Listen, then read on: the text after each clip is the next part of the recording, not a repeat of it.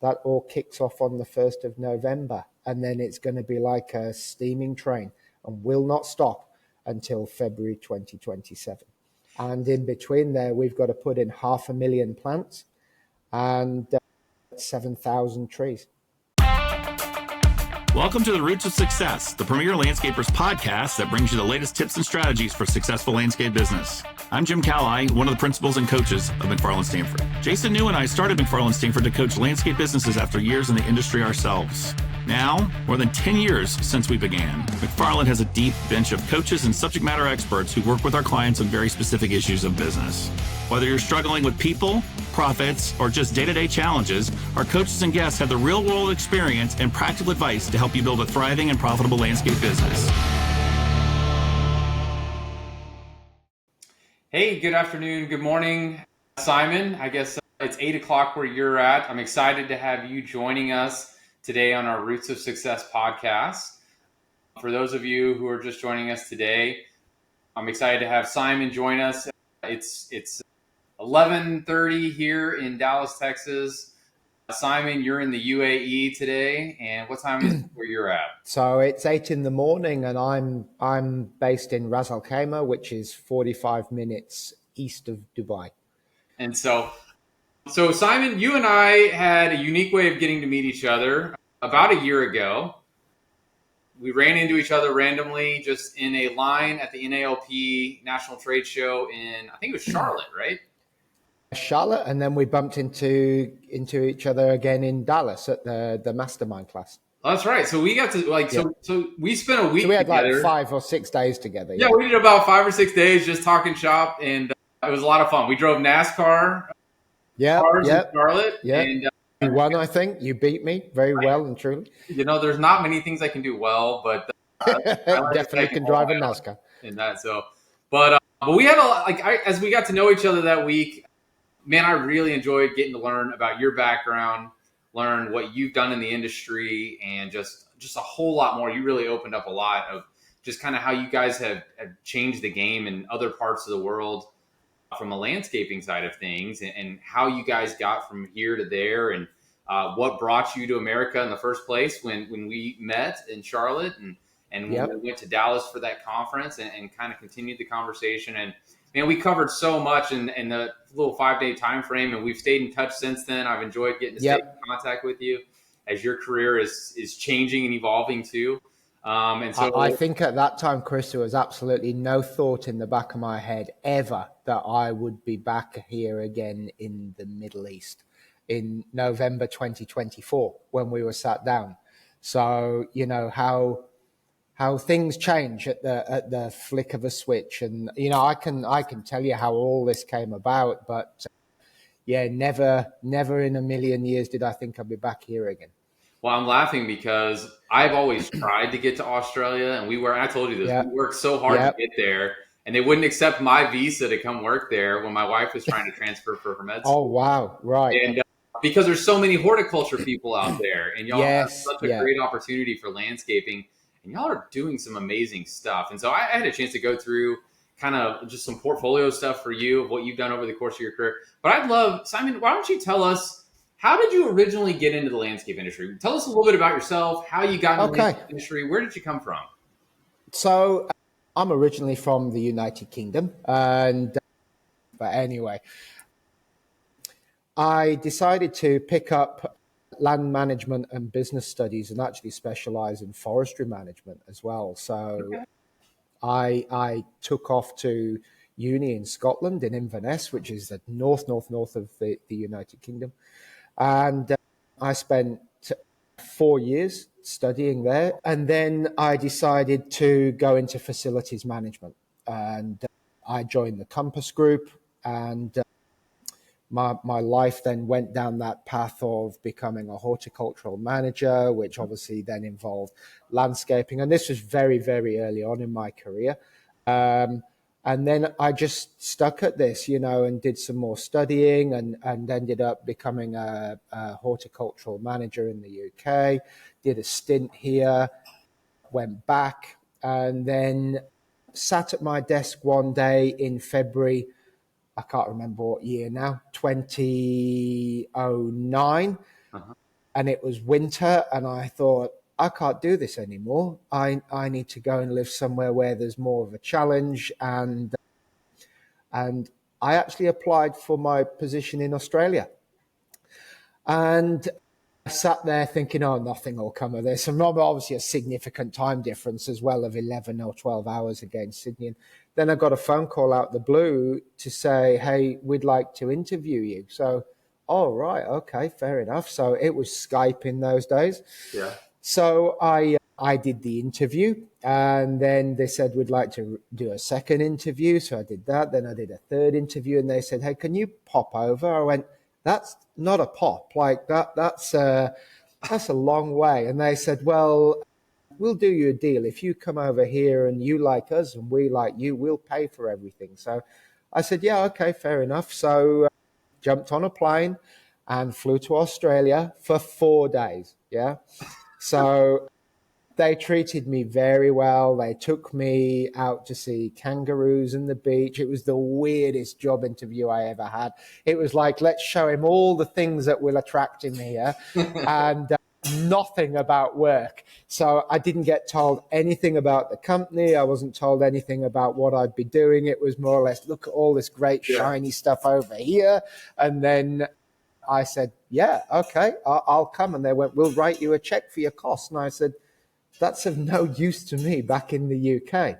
Oh, God, right. So what are we going to do? Well, you come back and we'll give you even more. So I said, no, okay, fair enough. Yeah. So, and bear in mind at this time, no one really knew what I was doing. I just took a small break and went away, right? So came back to England, and I had to resign from my job, and then I had to tell the family, and oh my God. So got through all of that and moved to Perth in Western Australia, where I ran Western Australia's largest landscape maintenance division. Mm-hmm. So I worked from the very, very top of Western Australia all the way down to the very south. And I had about 140 people report through to me. And we took that business from strength to strength to strength to strength. Yeah. And, I thought I need more of a challenge. So I applied for my position that I've just left after many years. And I was made that offer, and I moved to the East Coast, and then stayed there for almost 11 years and ran the whole of Queensland, and was very heavily involved with the New South Wales and the Victoria division, which I oversaw for a period as well. And I was called out of the blue by a colleague who works in London and said to me in March this year, I'd just gone and celebrated my 50th birthday in Bali, Indonesia. And he said, hey, I've got a position in the UAE I think is right up your street. And I said, no, I'm really happy here, honestly. Like, things are going really well. And he said, please, just read the job description. Just have a look. And I said, oh, God, yeah, go on, send it over. So I had a look, and I thought, yeah, right, wow, this is something else. But remember, there was no names or anything like that. And yeah. He said, what do you think? And I said, who's it for? Oh, I can't tell you, but it's a giga project. But you'll never work on anything bigger than this in your life anywhere in the world. So I said, well, I need to know what it is. I can't tell you. You've got to say yes or no. So I said, I'm going to say yes, but I'm going to go and do some research. It didn't take long to work out who it was. Yeah. And I said, I'm prepared to give this a go, but we've got to keep this very, very hush-hush. And I want this package. And he goes, yeah, it's full expat package. And I've come to work here in Ras Al Khaimah, which is 45 minutes east of Dubai on the 311 motorway. And the project is just out of this world. And I've told these guys here, I'll do it. Part of my agreement was a minimum of a 10-year cycle on this project. So I'll see this all the way through the build and all the way through to running the thing, and maybe even do another 5 on top of that, depending on how I feel. So, but yeah, I this is a whole different kettle of fish working here. Like, it is night and day. So I cannot tell you the differences in what I've left behind to what I've come to, and made some very, very rapid changes. But as I've told my team, I'm going to bring a very, very Western Australian way of working here, which will be a first in the region. No one is going to do what we do in the Middle East of how we're going to work on this project. The equipment is all innovative. The way we're going to train and manage our people is all innovative. The way we're going to recruit, the way we're going to schedule and track and monitor and collect data and manage our $200 million install is brand new to the Middle East, and there is no other property going to do it the way we do it here. It is. I mean, I'm blown away. I mean, I like to think I've done some big jobs in the course of my career, but nothing even comes close. And like, man, I hear your story, and I kind of laugh, because I circle back of where was I in 2009, and I laugh because I was making the move from Austin to Dallas, and I remember having the same discussion with my wife, and I'm like, man, are we prepared to move like this far north into Dallas? You know, like, and I laugh now because I look back and I'm like, God dang it, like we just bounced around different cities in Texas, and now that I get to travel the U.S. and I get a little bit more perspective, I hear your side coming from Europe, and I mean, Simon, you have gone through different cultures of people as you have totally all over. And you have to immerse yourself, you know, like going from the United Kingdom to West Australia to Eastern Australia, and then going from Eastern Australia to the UAE.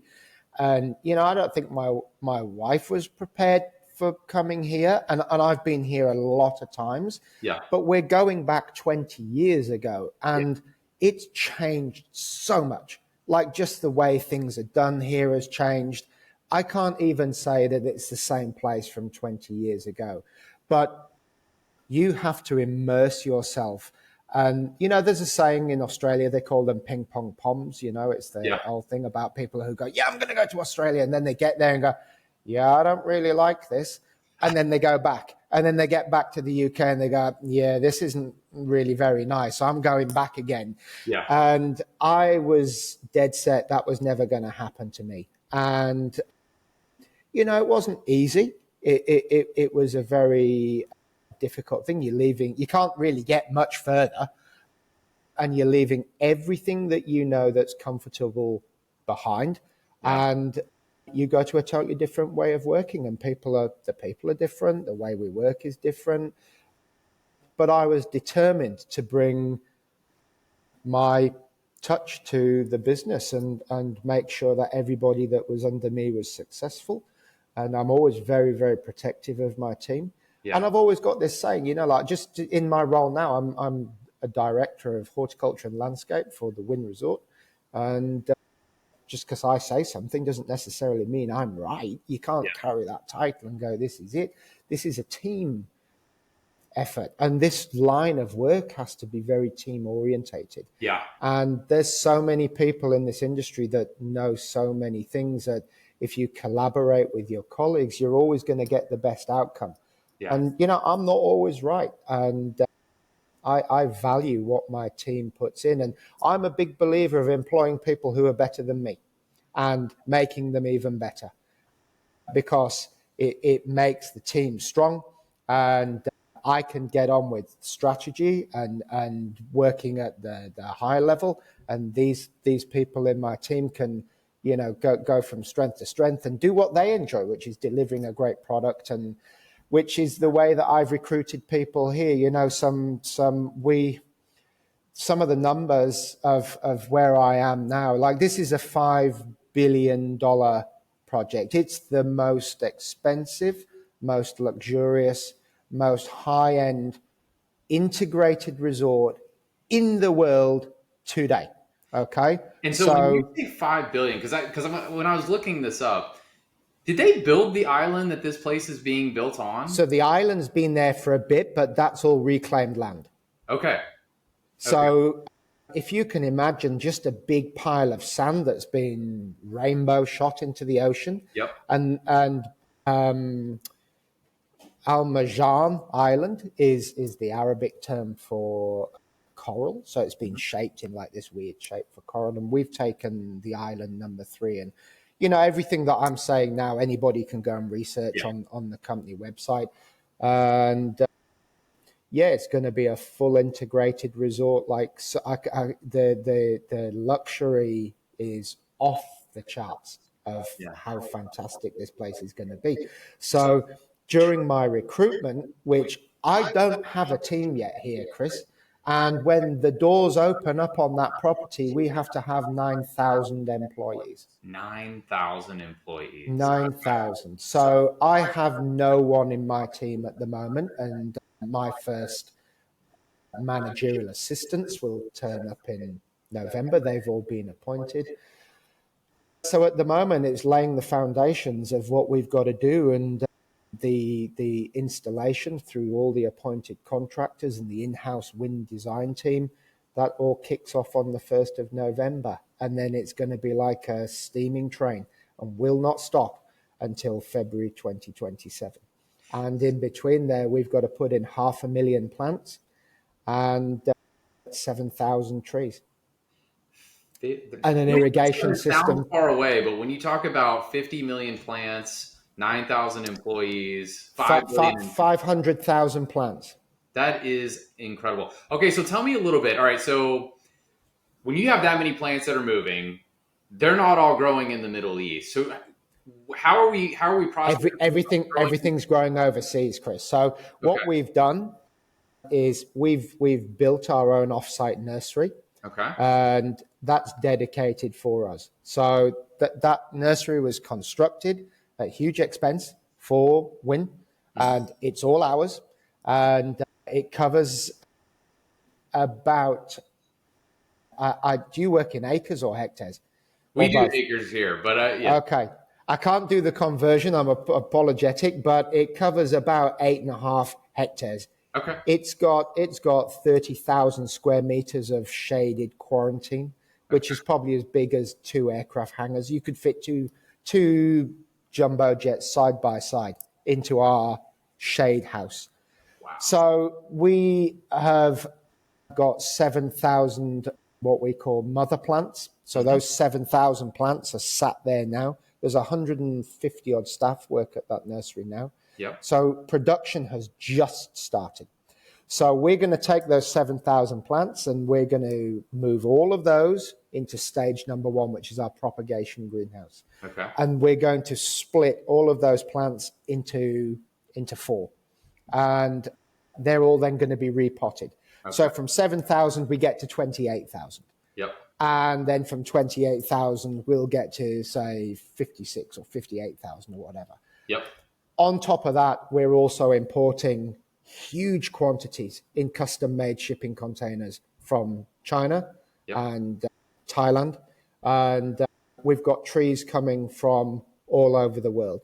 Now, I can't go into species because some of these trees have been specially selected from specific countries as, we're going to call them wow hero trees, because there's one of these that we've scoured the world to find some of these species, and you're into 6-figure numbers to get those here on the ground today. So we will then take all of that stock directly from port to our quarantine area. We've been approved by the UAE Biosecurity, so we will do all our own in-house quarantining. Okay. Then, so everything is ran in-house. So we've appointed a contractor to run that nursery, but it's got our badge on. So it's a Wynn nursery, but they're running it for us with their staff. So with the customer is very, very hands-on. I go out there every week just to have a look at the volume that's coming through. We're mixing our own soils. We're doing all our own propagation. We've got 25,000 indoor plants that will go into the hotel as well.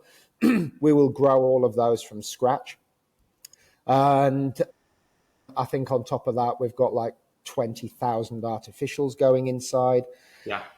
And then we've got an irrigation system. I can't even start to tell you how complex that is. We've had to build our own pumping station.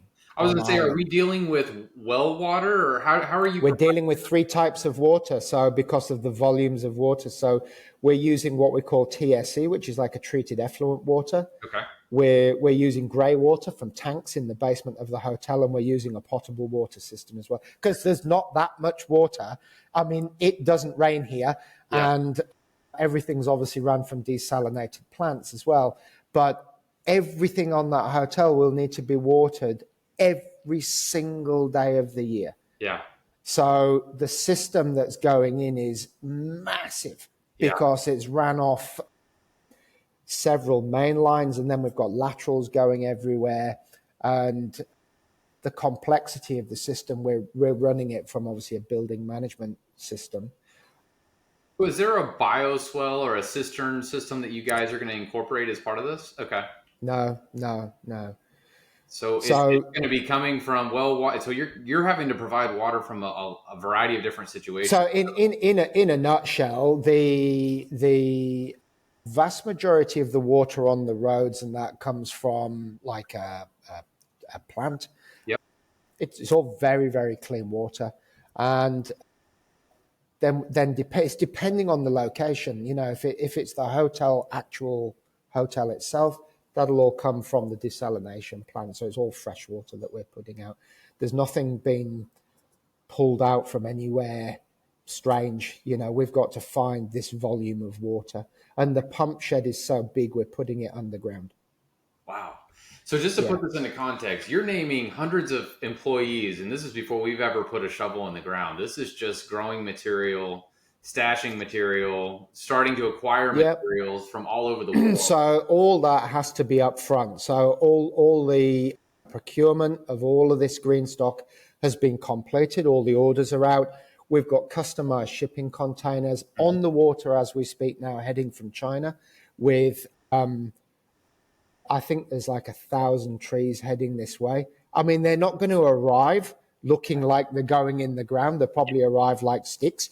And, do these come boxed, or how are they shipping? Are these boxed? No, so if you imagine a 40-foot shipping container with the lid cut off, the top cut off, and then they'll either be stood up or laid down. But because the top's off, they still get sunlight, but they'll be pretty unhappy by the time they're unloaded into the nursery.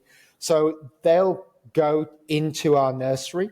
They go through our biosecurity gate system. Yep. Because we don't know what's coming in on those plants or trees or whatever. Yep. And then they go into a special quarantine area where we then treat them.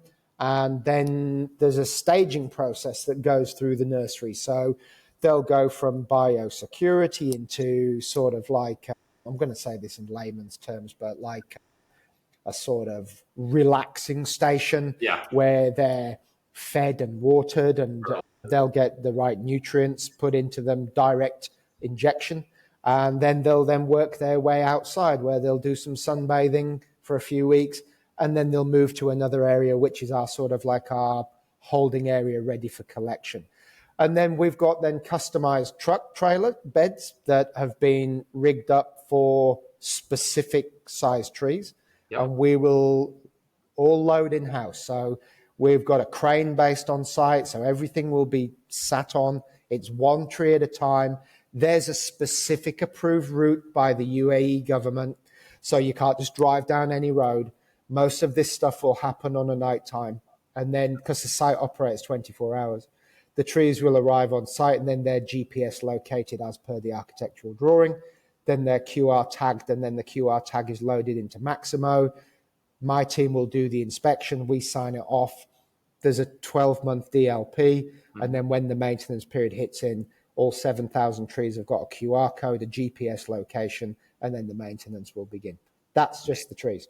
That's amazing. All right. And so, I mean, I have a horticulture degree, and I nerd out on this because, like, there's so much involved with this that you're not even saying that, like, from a complexity standpoint of just health and nutrition and fertilization, that, like, you can't possibly know all this. So you're having teams of experts that are now, you're having to find these people, hire these people, incorporate these people.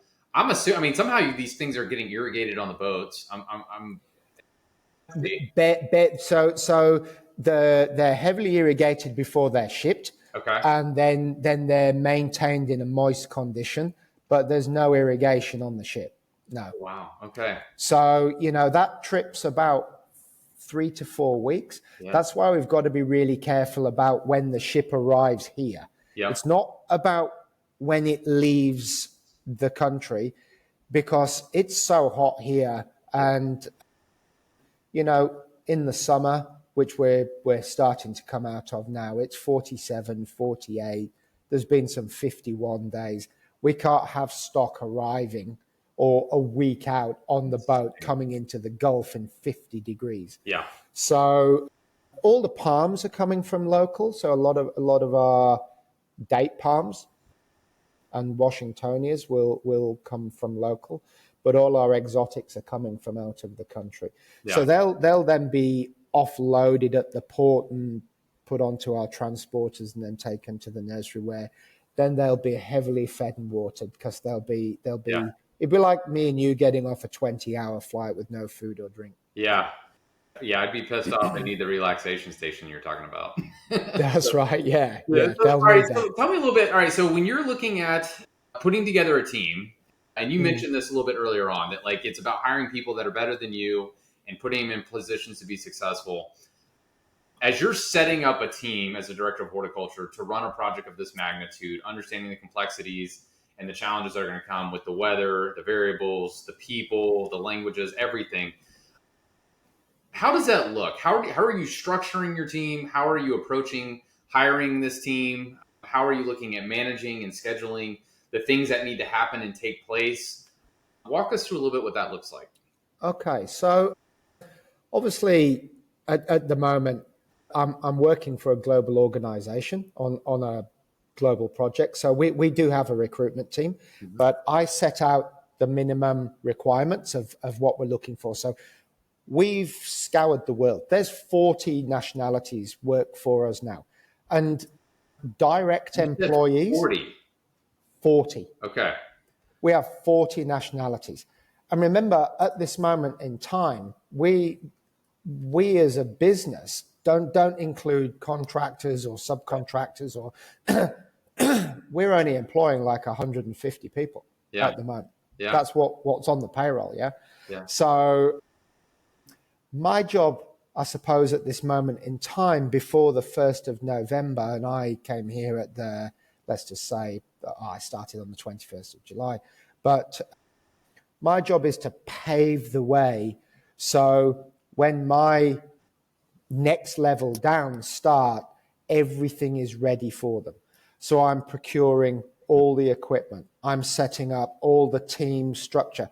It might not necessarily be right, Chris, but I've got to have a starting point for these people to arrive to. So I've taken the project as a whole and looked at the planting schedule. So we know what's in the ground, and we've sort of got to forecast our head forward to 2027. If we go, right, we're finished and we're opening. What do we need to run this place? So you need to look at stocking densities, the irrigation, the species that are in there, how much work is going to be involved. Mix it in with all the complexities of working on a 7-star luxury hotel, which is, you won't be doing this work in front of guests. A lot of night work, heavy security. We're working around beach clubs. We're working around, pools and cabanas, and all this stuff has to be scheduled. Then you've got to throw in the UAE heat, which is we won't be working outside between 11 and 3. So you take all these. Go ahead and give us the temperatures as you would see it. Summer 47.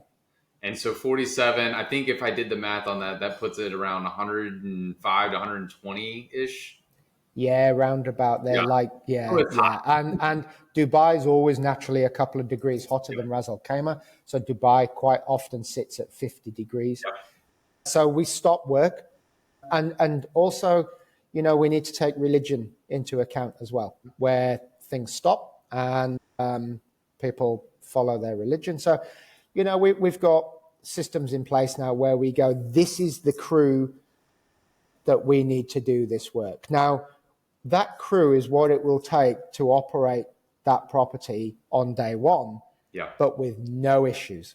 Okay. Yeah. So once you've got the crew in place, then you need to then kit that crew up. So the first thing is get the management structure. So the management structure goes to the recruitment team.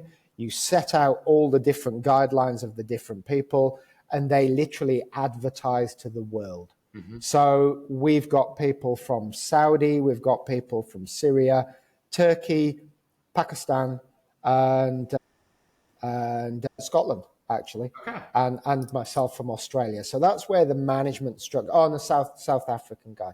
So those people have now been siloed into their specific role, because I've split the property up into specific areas. So we've obviously got pools and beaches, we've got the hotel, we've got internals, we've got the floral team, we've got the nursery team, we've got the entry roads, and then we've got what we call public realm. So each one of those has its own dedicated manager.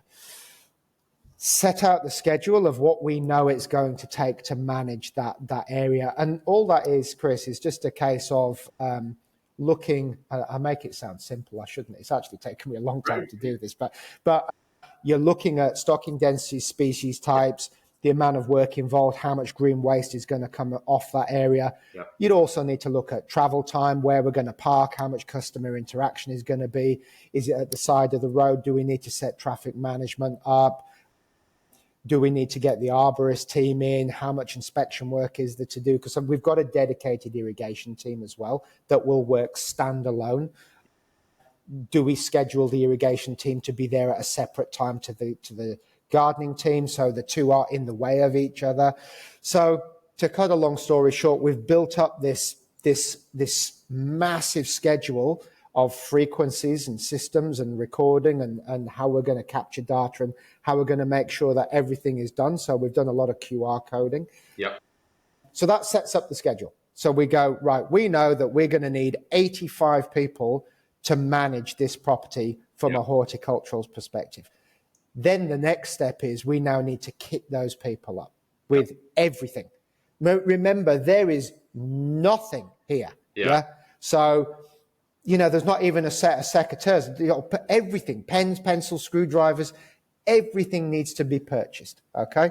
So we then look at where the workshops are going to be located, and because we're still in the build stage, we can say, well, we're going to do a west, and we're going to do an east, and we're going to do a villas, and we're going to do a gatehouse area. So we can at least send that out to the build team, and they can go, right, we can construct that. Then I've designed the inside of these areas. So when the guys go in, they have everything to hand. And it's really good. It's a bit like designing your house from scratch, because you can lay it out however you want. Yep. So because I'm going full battery with a minimal amount of fuel, because we obviously want to be very sustainable on here, I've approached some suppliers, and we're going to have custom-made battery cupboards put in there and things on the walls to hold these tools and racks. It's great. Like it's like Christmas. Do you know what I mean? Go for it. Off you go. You get to create your own efficiencies. You do everything the way you want to do it. You get to, I've chosen all the vehicles, the buggies, the trucks, the style. Is it going to be electric? Is it going to be petrol? How far has it got to go? Custom colors, custom tray sizes, custom seating options. Everything has been customized for here.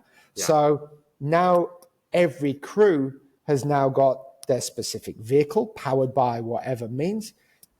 They've got their schedules set up. They've got all their tools. They've got their handsets. We've got our data management, FM management software set up.